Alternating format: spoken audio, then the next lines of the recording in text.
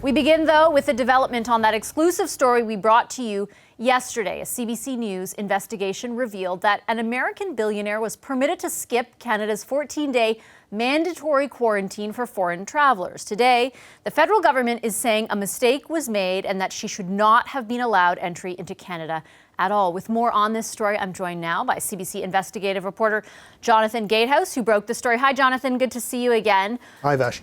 Who is it that made the mistake here? Well, I think it's important to know, first of all, that after 2 weeks of asking the federal government for an explanation on how these people were let into the country and why, the government finally came back to CBC this morning and said that they gained entry and were exempted from the quarantine by a Canadian Border Services agent working at Pearson Airport, not a government minister, and that this was an error. And then this afternoon, Public Safety Minister Bill Blair sent out a series of tweets saying that entry into the country should not have been permitted under this circumstances, and that his department is now working with the CBSA to make sure that a similar situation doesn't happen again. So basically, this wasn't a ministerial exemption. They're saying it was the CBSA, which of course patrols the border between the United States and Canada, that ultimately, in their view, made a mistake. Exactly. They're saying that there was nothing special about this exemption, but that it was an extraordinary exemption by the very fact that it was granted. Very few of these have been handed out. And what is some of the reaction today? And if you could sort of remind our viewers of exactly, I know we've told them in a headline what happened with the Uline executive, but just remind them what you first reported here yesterday and how people are reacting today. Right. Well, I think it's important to note that the executive at the heart of this, the CEO of Uline, Liz Uline is her name, is a very powerful figure. She and her husband are the top donors to the Republican Party in the United States. They're tight with President Trump, and they're billionaires. They have a great deal of influence. What we've learned again today is that we've had a reaction, and the reaction has been a fair bit of outrage, actually, especially from people that have had difficulty getting into the country, sometimes in very heartbreaking circumstances. For example, people that want to reunite and be with a dying loved one. And Ontario Premier Doug Ford weighed in this afternoon as well. He says that power and influence and money should play no part in who is exempt from these quarantines. There should be one rule for all the people. It doesn't matter who you are. I don't care if you have 50 cents or you have $10 billion. It doesn't make a difference. The rules are the rules, and they have to follow the rules and regulations. So Ford says that he wants foreign visitors to respect the rules and stay away from Ontario until the province is ready to welcome them back with open arms. What kind of questions are still unanswered, Jonathan? I know for me, one that comes to mind, I don't know, maybe you have the answer, is when the individual landed, I think you reported yesterday that she took a private jet. What was it that she presented that even convinced the CBSA that she was qualified to come into the country, not only come into the country, but not have to quarantine? Things like that. Like, what other questions are there that we don't yet know the answer to? Well, listen, there are a number of questions we still don't know the answer to. We still, as you alluded to, don't know the answer to what documentation was provided to back up their claim. But the CBSA has just gotten back to us in the last couple of minutes with an update on what reason, the specific exemption that was invoked. And it is something called Section 6E under this Order in Council about the Quarantine Act and the exemptions. And it pertains mostly to essential workers. The examples that are given are healthcare workers or people that are here to repair critical infrastructure, which clearly it seems like a bit of a stretch to suggest that 3 business executives from a shipping company might qualify on these grounds. But we still don't know exactly how the mistake was made. Was it just a bad decision, or was a rule in fact broken here? We have reached out again to Uline for comment and haven't heard anything back. And finally, there is one last question, and that pertains to what Minister Blair said this afternoon. What steps exactly does the federal government intend to take to make sure that this never happens again? Okay, thanks a lot, Jonathan. Appreciate your reporting on this. The CBC's Jonathan Gatehouse for us in Toronto. This story, of course, highlights a wider issue the government, as Jonathan said, has been hearing about since closing down the border. There are many Canadian families who have been separated since travel restrictions were imposed in March, and they've tried and failed to seek exemptions and reunite. Now, we did reach out to Minister Blair to request his appearance on our program tonight on this subject. He declined our request. We have, though, reached Dr. David Poon. He's the founder of Advocacy for Family Reunification at the Canadian border, and he joins us now from Dublin, Ireland. Hi, Dr. Poon. Good to see you. David is fine, and thank you very much for your time. I appreciate you making the time for us. Before we get into exactly what your group is doing and some of the experiences of people at the border with these restrictions, what was your initial reaction to hearing the story that Jonathan has been reporting tonight and last night on our program?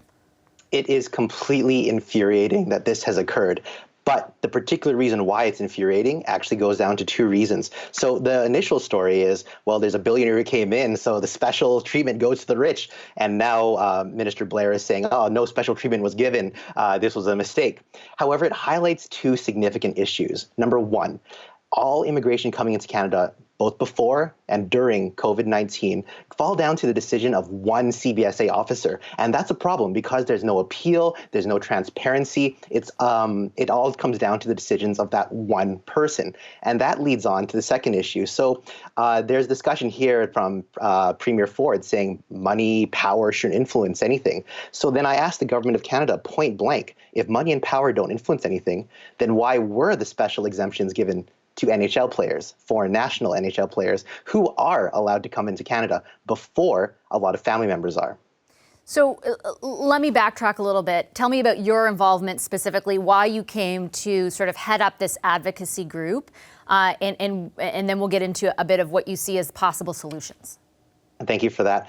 So about 16 weeks ago, I founded Advocacy for Family Reunification at the Canadian border, which was a long name. So now we're the faces of advocacy. And what we're asking for is a very specific thing to change within the Orders in Council. We're not asking for long-term changes to immigration.